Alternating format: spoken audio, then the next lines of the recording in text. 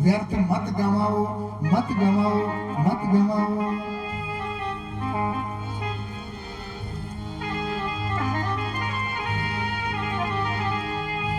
पार्वती जी कहने लगी कि प्रभु मुझे ये निर्गुण ब्रह्म सगुण कैसे हुआ है। भोलेनाथ कहने लगे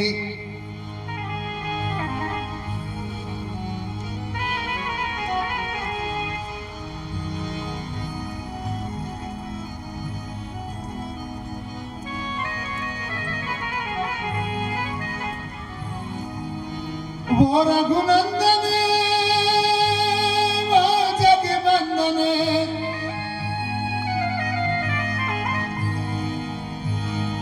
श्री राम करुणा के सागर हैं।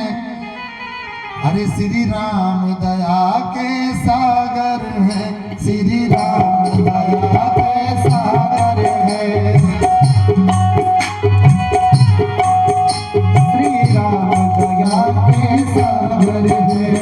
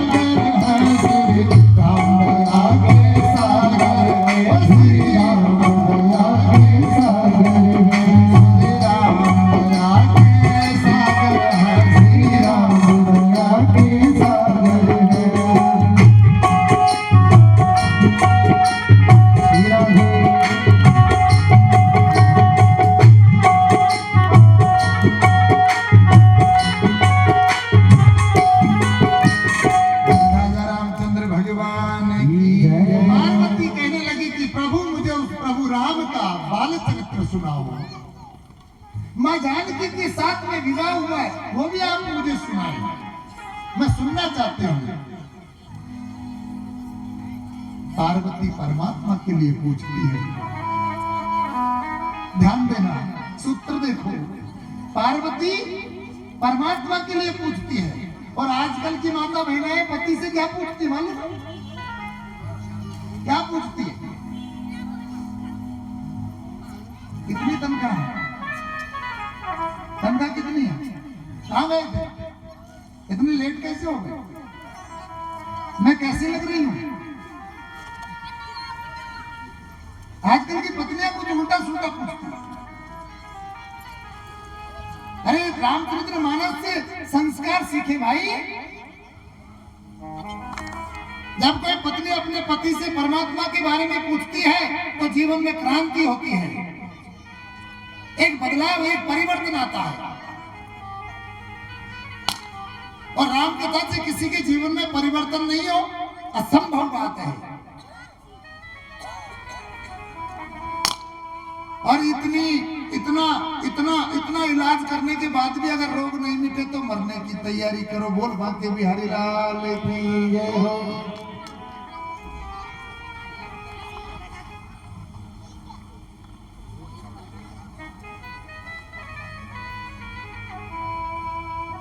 माता बहनों से निवेदन है कि घर में परमात्मा की चर्चाएं करते रहा करो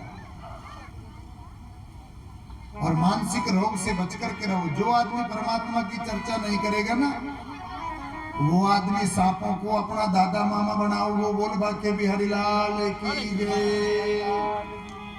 और जो परमात्मा की चर्चा करोगे तो अपना पति ही परमेश्वर है। पति मेरी पूजा, पति गोविंदा। कौन कह रही है? पार्वती कह रही है।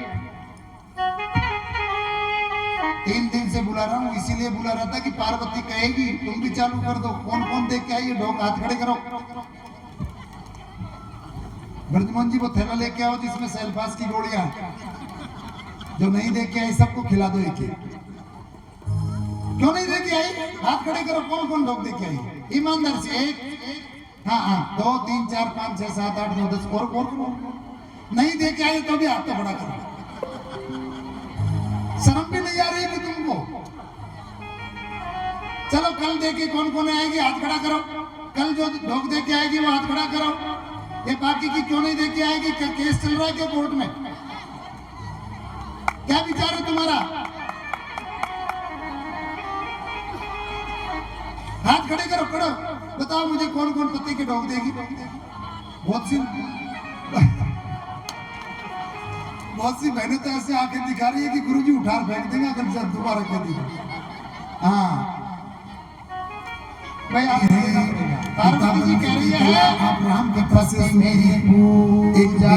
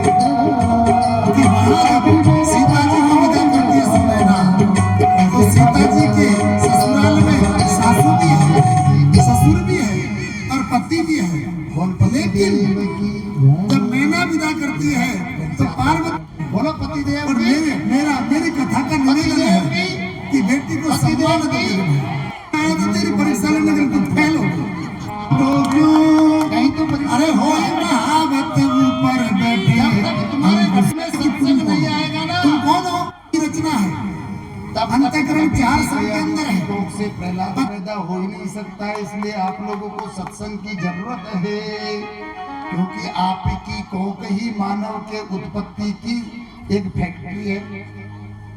ये फैक्ट्री है,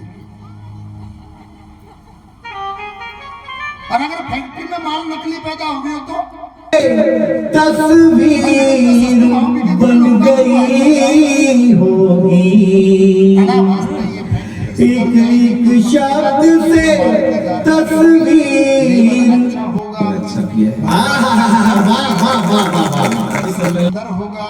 हर घर में, हर घट में बहन को बहन की दृष्टि से, भाई को भाई की दृष्टि से, बाप को बाप की दृष्टि से, रिश्तेदार को रिश्तेदार की दृष्टि से, यानी कि महात्मा बुद्ध के अनुसार हर व्यक्ति की सम्यक दृष्टि होगी,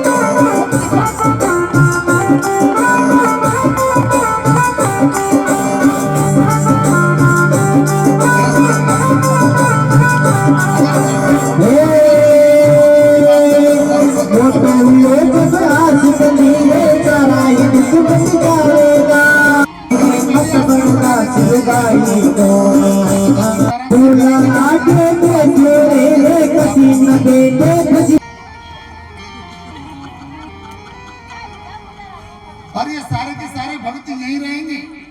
इतना तो मुझे परमात्मा ने दे रखा है कि आप मेरा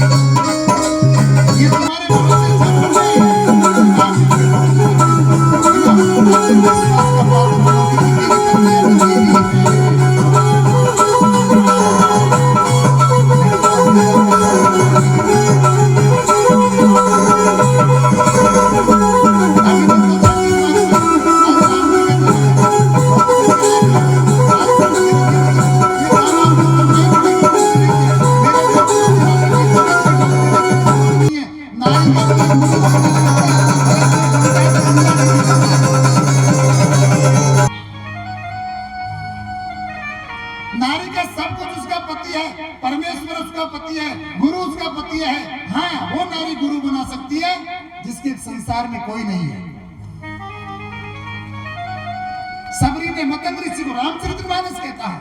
सीता का कोई गुरु नहीं है, अनुसुईया का कोई गुरु नहीं है, लेकिन सबरी का गुरु है, क्योंकि सबरी अकेली है, उसके कोई पति नहीं है। पतिहीन कोई नारी है वो गुरु बना सकती है, और कोई गुरु ऐसा बेवकूफ नहीं है जो चेली पैदा कर ले।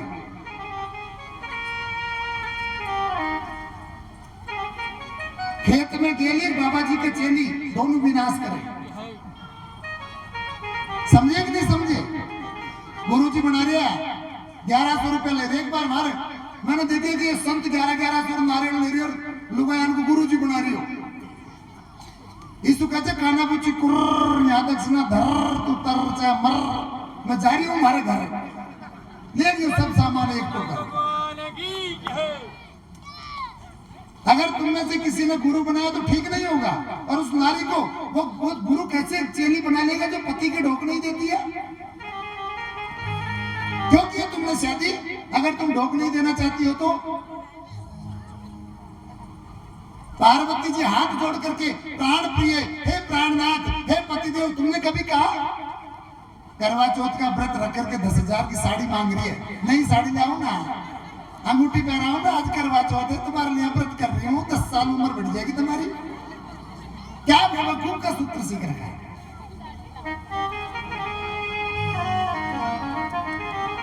ये सत्संग है, इसका नाम है। बिना छुने लाठी जी की पीठ पे पड़े नहीं, एक बार में सुधर गया। जैसे बाबा जी चिमटान के दिन ऐसे रामायण देती है लोगों के। ये जय जगदीश हरे नहीं है कि अगरबत्ती जला ली, नारायण हरे नारायण हरे, नारायण अब तू पड़ जा कुआं में, मैं जा रही हूँ हमारे घर, आनंद हो गया। ऐसे नहीं है कथा। कथा मानव के जीवन की व्यथा का अंतिम चरण है साहब। हर व्यथा का रोग है ये, इसमें जबरदस्त पथ्य है, इसमें आपको है ना परहेज रखने पड़ेंगे। ऐसे नहीं कि आप बीमार हो और हर कोई चीज खा जाओगे, आपको रोकेगा डॉक्टर, ये नहीं खाना है आपको। ऐसे मैं रोकूंगा आपको, गुरु नहीं बनाना है आपको। मेरी राम कथा कहती है आपके पति ही गुरु है, आपके पति ही परमेश्वर है, आपका पति भोलानाथ है, आपका पति ही वैष्णव देवी है, आपका पति अमरनाथ है। और जिस दिन आप अपने पति को परमेश्वर मानेगी, अमरनाथ कैलाश से तुम्हारे घर में घुस जाएगा चीतरलाल बन के। अभी तुमने सुना नहीं है जोधपुर के धन्नालाल जाट की कहानी? नहीं सुनी तुमने? अरे कुण जाने या लीला श्याम की अजब निराली रे। अरे त्रिलोकी को नाथ जाट के रेगी हाड़ी रे, त्रिलोकी को नाथ जाट के रेगी हाड़ी रे। अरे कुण जाने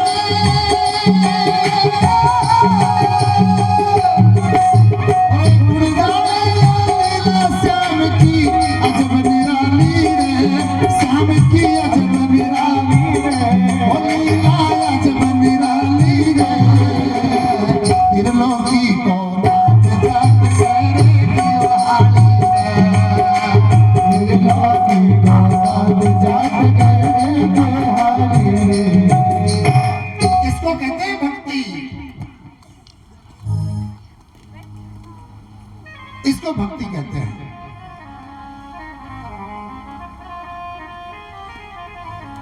इसलिए मेरा करबद्ध निवेदन है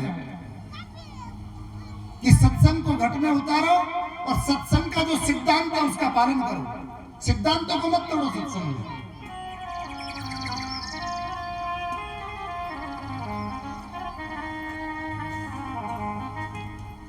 पार्वती माँ, मैं कभी कभी बोल जाता हूँ आप तुम्हारी चीजें करो, आज से जूता मारना पत्ती की जाती 10-15। विचार ऐसा ही है।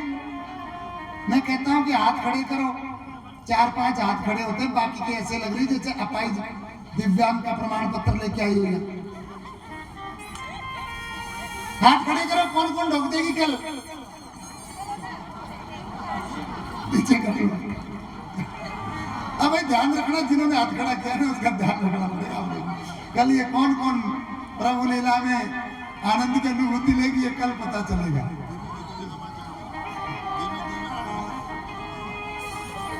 ऐसे ऐसे बिल्कुल धीरे धीरे, और मैं बिल्कुल आप लोगों को सुनाऊंगा ये चीज।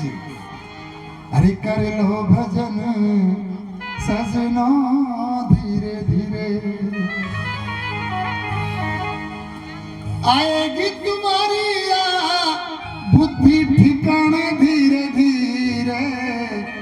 अरे कर लो भजन सजना धीरे धीरे, वो कर लो भजन धीरे धीरे, कट जाएगी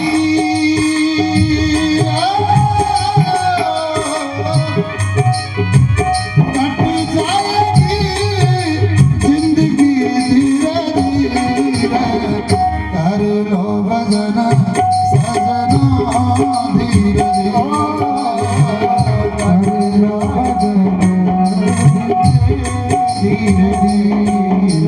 अगर धीरे धीरे भी सुधार हो जाए तो ये समझ लेना चाहिए कि मेरी राम कथा काम कर रही है।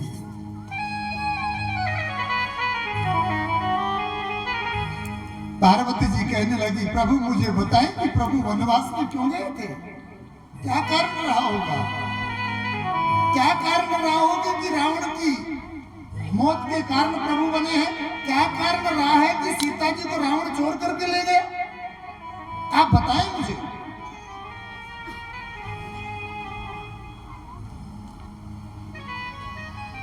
और फिर किस कारण से प्रभु मृत्यु लोक को छोड़ करके अब स्वर्ग लोक में निज धाम को चले गए।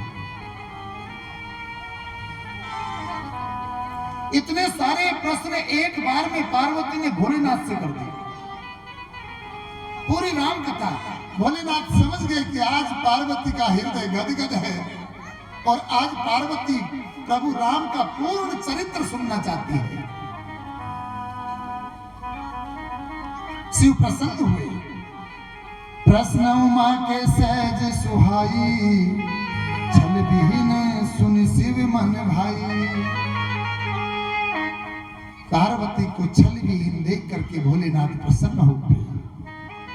और फिर भोलेनाथ ने भगवान राम के बाल स्वरूप का सुमरण किया कि बंदव बाले रूप सोई राम, सब सिद्धि सुलभ बस सतज सुनाम, सोई सुलभ सतज सुनाम।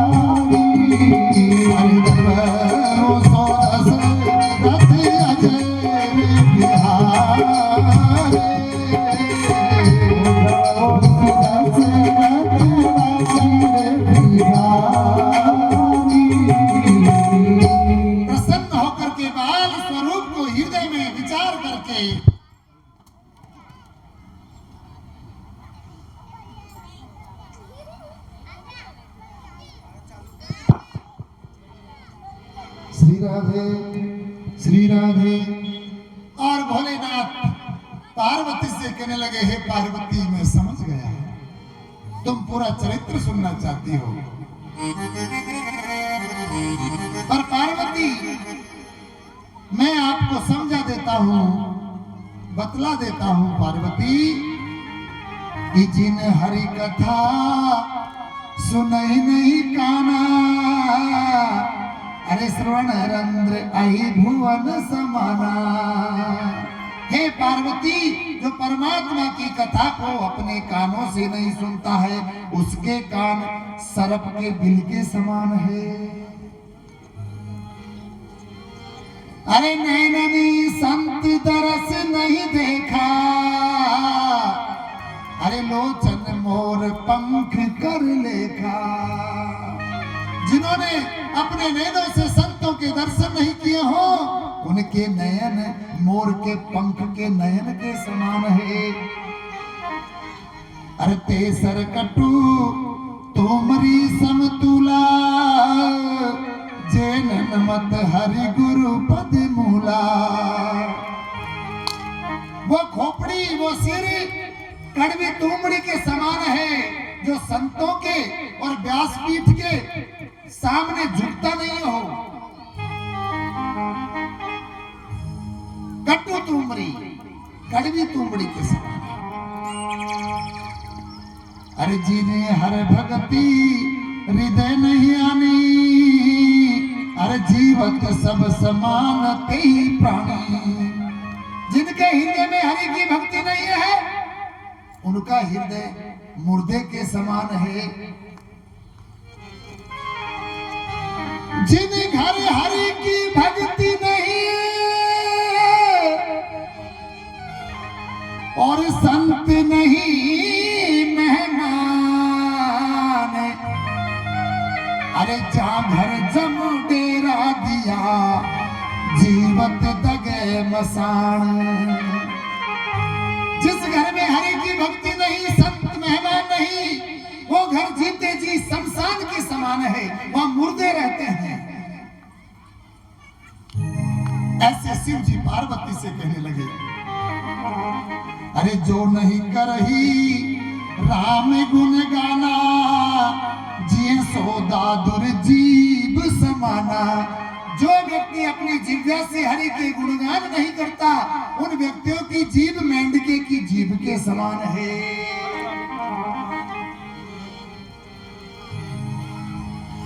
और फिर कहने लगे भोलेनाथ, हे पार्वती, राम कथा सुंदर करता रे, कथा सुंदर करता रे। राम राम श्री राम, राम राम राम, राम राम राम राम, राम कथा सुंदर करता रे, राम कथा सुंदर करता रे। हरे संशय में है उड़ा बनहारे,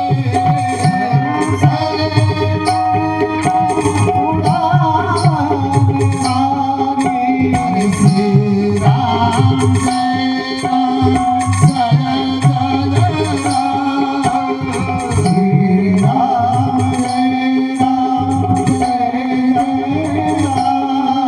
श्री राम जय राम जय जय राम।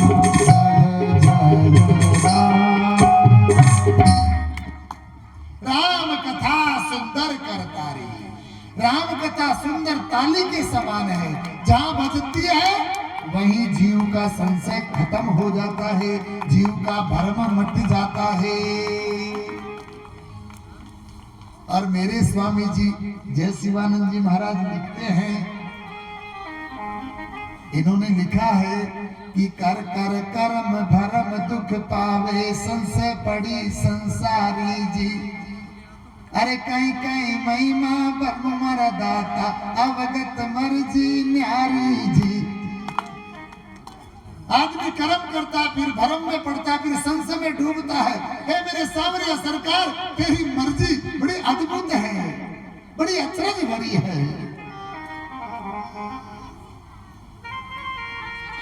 हे पार्वती, श्री राम कथा संशय का पक्षी उड़ाने वाली है। जब राम कथा घट में उतरती है, कोई संशय नहीं, दूध का दूध और पानी का पानी करती है। ऐसी कथा मैंने तो नहीं देखी भाई। क्या क्या कथा है।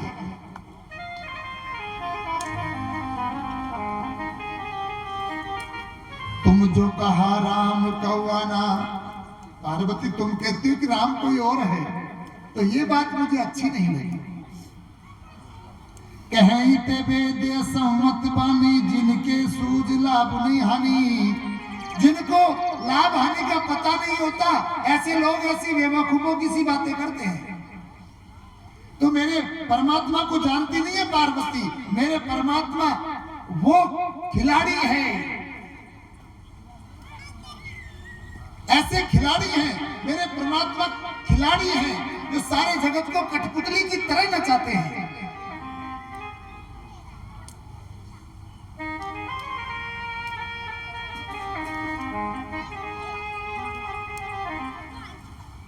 ऐसे मेरे मालिक हैं।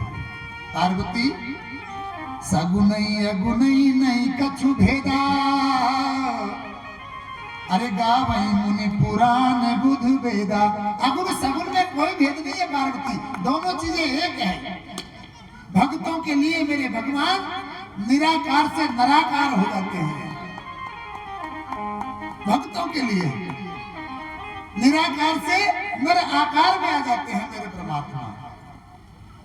इसलिए पार्वती मुझे आपकी एक बात अच्छी नहीं लगी, आप कहते हो कि वो परमात्मा कोई और है, राम कोई दूसरा तत्व, ऐसा सोचना भी मन की मलिनता है। जब मन मलिन होता है तब परमात्मा में भ्रम होने लग जाता है, वरना परमात्मा निर्गुण और सगुण एक ही है।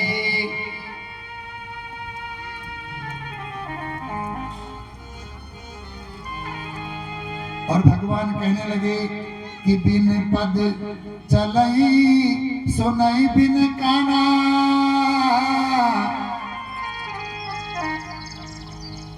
अरे कर बिन कर्म करे विधि नाना, आनंद रहित सकल रस भोगी, अरे बिन बाणी बकता बड़ जोगी। मेरे परमात्मा बिन पग चलते हैं, बिन हाथों के कर्म करते हैं। और देखो ताजुब की बात तो ये कि एक बार मैं कक्षा 12 को भीलवाड़ी में पढ़ा रहा था, तो मैंने बच्चों से पूछ लिया कि बताओ बेटे, बिन पग चलत सुनत बिन काना, कर बिन करे कर्म करे विधि नाना, कौन है? तो एक बच्चे ने कहा कि मैं जानता हूं। मैंने कहा कौन है? क्या गुरुजी सर्प है।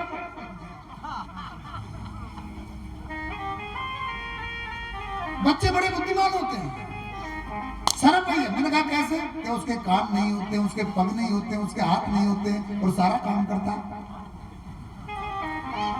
मैंने कहा मेरे को भी पहली बार ज्ञान हुआ, लेकिन जब मैंने अगली चौपाई बोली कि आनंद रहित सकल रस भोगी, अरे बिन पानी बकता बड़ जोगी। जिसके मुख नहीं है तो भी सब रसों का स्वाद लेता है, मुख नहीं है तो भी बोलता है। तब बेटे ने कहा कि अब पता नहीं है गुरुजी आगे के जानवर का। पहले जानवर को तो हम जानते हैं, लेकिन दूसरे जानवर का पता नहीं है। बच्चे बच्चे होते हैं। फिर एक बच्चा खड़ा हुआ, उसने कहा कि गुरुजी आप बहुत ज्ञानी हो, तो एक बात बताओ। मैंने कहा बोलो, आपको उत्तर देना पड़ेगा। मैंने कहा दूंगा कि ये बताओ कि पहले अंडा हुआ है कि मुर्गा। अब मैं ईमानदारी से पूछूं कि तुमको भी कथा सुनता सुनता पूरी जिंदगी सफेदी आ गई, सफेदी मारे बीच मैंने काला करा रखा, चिंता मत करो, और मैंने ढंग से करवा रखा। इसलिए आप ज्यादा टेंशन मत करें। ये सत्य की पीठ है तो मैं सत्य ही बोलूंगा, इसमें क्या। लेकिन अपने सबके सफेदी आई ना, तो अनुभव की बात करना कि ईमानदारी से आपको पता चला कि पहले मुर्गा हुआ कि अंडा हुआ, क्या हुआ। अगर आपको पता नहीं चला ना तो आपने कथा सुनी नहीं, वैसे बैठे दिया या किसी ने सुना ही नहीं। और इस चीज को केवल वही सुना सकता है जिसका गुरु सन्यासी होगा।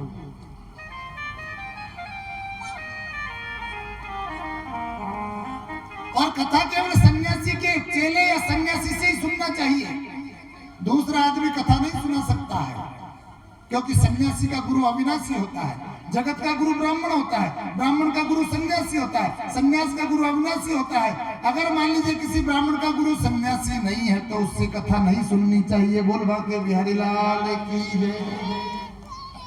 क्लियर बात है। और एक और बहुत बड़ा सत्य घोषित कर रहा हूं मैं इस व्यासपीठ से कि कोई भी सन्यासी ब्राह्मण को चेला बनाता ही नहीं है। बहुत बड़ा कटु सत्य है ये, क्योंकि सन्यासी को समर्पण और त्याग चाहिए और ब्राह्मण समर्पण और त्याग नहीं करता, ब्राह्मण संचय करता है।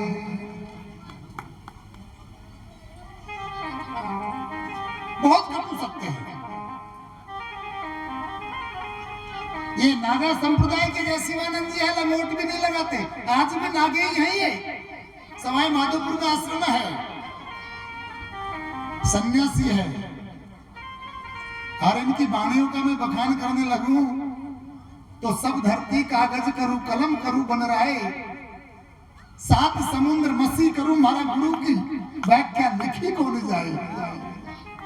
काहे में खुल कर लिया जिस आदमी ने एक रेंगते हुए जीव को पकड़ करके इतना ऊंचा बिठा करके आप लोगों के दर्शन के लिए एक चातक पक्षी बना दिया।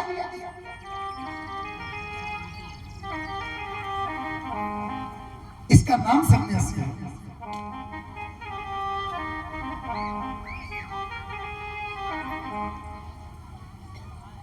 मेरी राम कथा,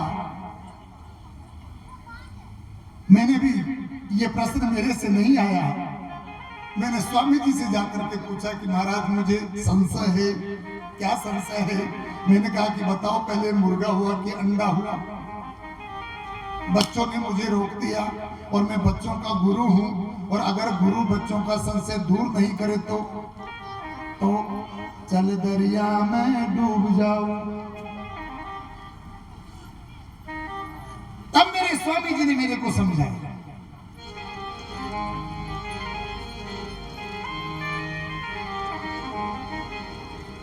कि आप ही चैतन्य ब्रह्म अखंडितता से उपजी इच्छा, आप ही चैतन्य ब्रह्म अखंडितता से उपजी इच्छा, अरे ताही को माया कहिजे नेका सुनजे शिक्षा। माया जड़ चैतन्य ब्रह्म को ताई भयो आभास, सतरज तम तीनों उपजाया ताते द्वैत विलास। भूल गयो अज्ञान ते अपनो आत्म रूप, ताही को फिर जानबो ज्ञान कहे सुरभूप। सतो गुण अधिक विभू माया सोई ईस कहावे, तमो गुण अधिक विभू माया प्रकट जीव पद पावे। समझ में नहीं आएगी आपके? परमात्मा ने कहा कि ये जीव खुद चैतन्य है, ये ब्रह्म है, अखंड है। जब इसकी इच्छा होती है तो ये मुर्गा बन जाता है, और अगर इसकी इच्छा होती है तो अंडा बन जाता है। इसके जो इच्छा हो वो बन जाता है। इच्छा के बिना सृष्टि की रचना होती ही नहीं है, क्योंकि सृष्टि का जो बीज है वो इच्छा है। परमात्मा जब चाहे तब वैसी ही सृष्टि की रचना कर लेता है। और ये मानव के भी लागू है। अगर आप चाहे तो ब्याह करो, न चाहो तो मत करो। ब्याह करेगा तो छोरा छोरी होगा, नहीं करेगा तो कौन होगा? तुम्हारी इच्छा के ऊपर, तुम्हारी जैसी इच्छा वैसी सृष्टि रचा लो। लंगोट लगा लो, सन्यासी बन जाओ, कुर्तो पहन लो, गृहस्थी बन जाओ, काड़ो दुपट्टो बांध लो, चोर बन जाओ, बढ़िया पत्ती ले लो, जेब कतरो बन जाओ, जितने जे बनो। इच्छा है तुम्हारी। आप ही चतुरानन स्थावर जोगी जंगम जीव उपावे, होई के हरि पालन करता जीव को जाको ता पहुंचावे। रुद्र हो अंत सहार करे कालन, काल हो सृष्टि न सावे। ये जग खेल विश्वंभर का, जैसे बालक खेल खिलौना मिटावे। ये परमात्मा की सृष्टि है साहब। पार्वती से कहने लगे कि हे पार्वती, मेरे परमात्मा सब में समाहित है, लेकिन हर आदमी अपना अपना हिसाब से, या परमात्मा ने लोगों को अपना अपना हिसाब से बना रखे। भैरू जी नान्या नान्या सरबाज गूग, ओ भैरू जी को भगवान बना ले। काला गंडक ने कोई मत मारो, भैरू जी को घोड़ लो, बताओ है? हर गंडक कहीं करे मालूम है? पहला तो की मूरत चाठर पाछ धार चढ़ा। वाह वाह ज्ञानी है, गजब गजब करते हैं साहब लोग। काला गंडक पे भैरू जी की सवारी निकल, जरक पर डाकण जाने, जरकन पर डाकण चलेगा, जरक का मेरे आदमी भैंजे गांव में बाहर किए। ऐसे ऐसे ऐसे ऐसे बवंडर भरबूड़ा छोड़ देता है। इसीलिए स्वामी हीरानंद जी लिखते हैं कि पवन बेग ईश्वर है सुरता, या भरबूड़ा सो जीव रे। अरे भरबूड़ हो पवना में समावे, असंख्य जुगाया रीत, बोलो नारायण हरि।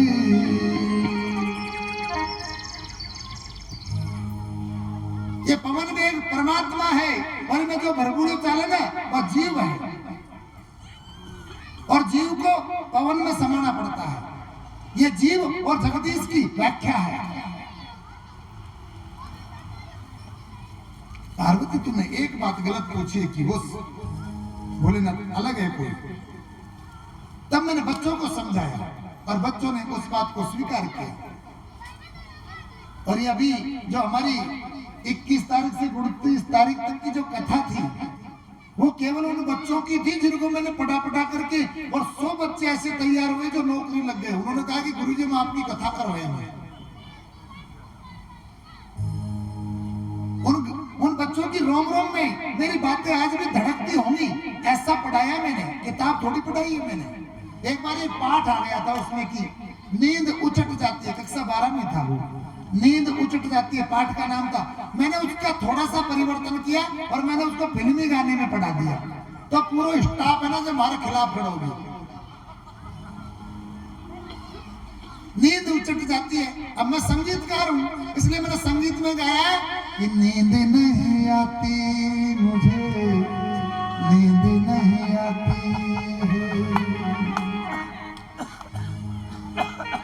सारी सारी रात मेरी यूं ही गुजर जाती है। अरे नींद नहीं आती मुझे, नींद नहीं आती। और बच्चे प्रेम से बोलते तो पूरा स्कूल गूंज उठता, तो लोगों के अंदर से ईर्ष्या होती। मैं प्रिंसिपल से कहता कि मैं आदर्श वाचन करवा रहा हूं और हिंदी में आदर्श वाचन होना चाहिए। बच्चे क्या प्रेम क्या मोहब्बत करते थे साहब। उस मोहब्बत का मुझे अब फल मिला है कि वह मोहब्बत सही करते थे। स्कूल के बीच में कुर्सी लगा के बैठता तो सारे स्कूल के बच्चे बैठे बैठे मेरे पग दबाते और प्रिंसिपल बैठे बैठे चैम्बर में सो देखते,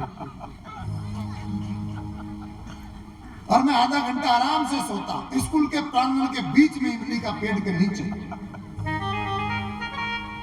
ये सत्य घटनाएं हैं।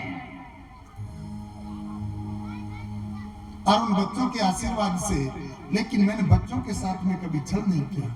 और उन बच्चों का आशीर्वाद जो मुझे मिला है कि आज मेरे एक बेटी 2 बेटे हैं, वो तीनों ही गजेटेड ऑफिसर है, बहुत बड़े बड़े। 42 वर्ष की उम्र में मेरे 3 बेटे बेटी गजेटेड ऑफिसर हो गए। और क्या चाहिए मुझे परमात्मा से? क्या चाहिए? अब परमात्मा कहता है कि बेटा मैंने तुझे बहुत दे दिया, अब तेरा दिया मेरा दिया हुआ तू इस जगत को बरता दे, तो मैं बरता रहा हूं। मुझे क्या लेना देना है साहब? किसी कथा में सौदा नहीं करता हूं। कोई कहता है कि कितना पैसे लेते हो, मैंने कहा तुलसी बाबा की 1 चौपाई की कीमत तू 7 जन्म लेने तो नहीं चुका सकता। सौदे की बात करता है। मेरा सौदा यही है कि किसी घट में अंधकार हट करके और प्रकाश हो जाए। ये मेरा सौदा है, इस सौदे के लिए भागता हूं मैं।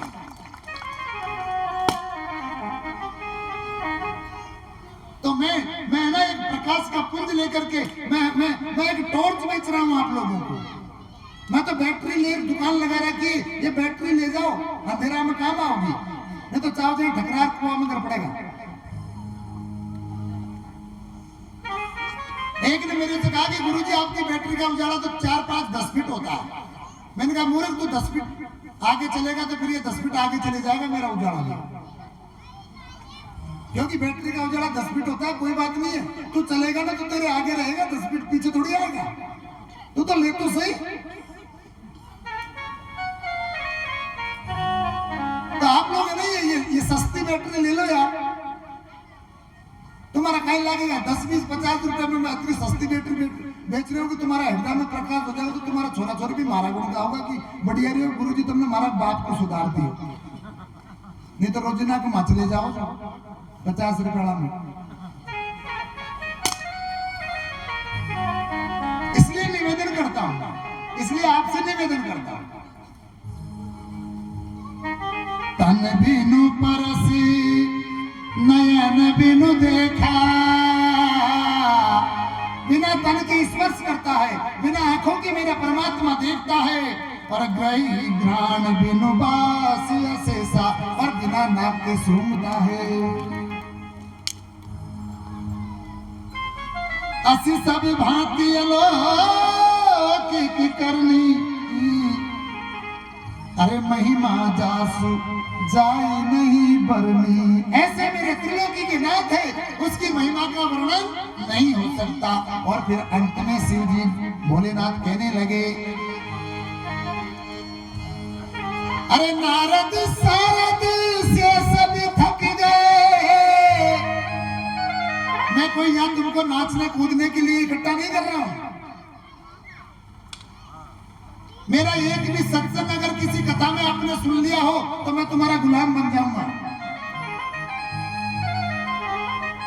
मैं उस गुरु महाराज के चरणों की रज को सिर पे धारण करके घूमता हूँ, जिन्होंने मुझसे ये वादा किया है कि बेटा तू कभी व्यासपीठ पे बैठ करके झूठ नहीं बोलेगा। ये मेरे से प्रण कर, उसके बाद में कथा करना प्रारंभ कर। मुझे 3 दिन नाक रगड़ते रगड़ते इजाजत लेने में लग गई थी कि महाराज मैं राम कथा करना चाहता हूँ। 3 दिन में बहुत मुश्किल से मुझे इजाजत मिली है। 2008 की बात है।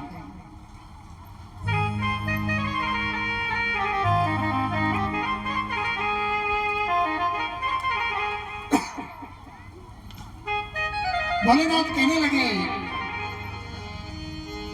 अरे नारद सारद से सभी थक गए। हे पार्वती मेरे राम की बात सुन,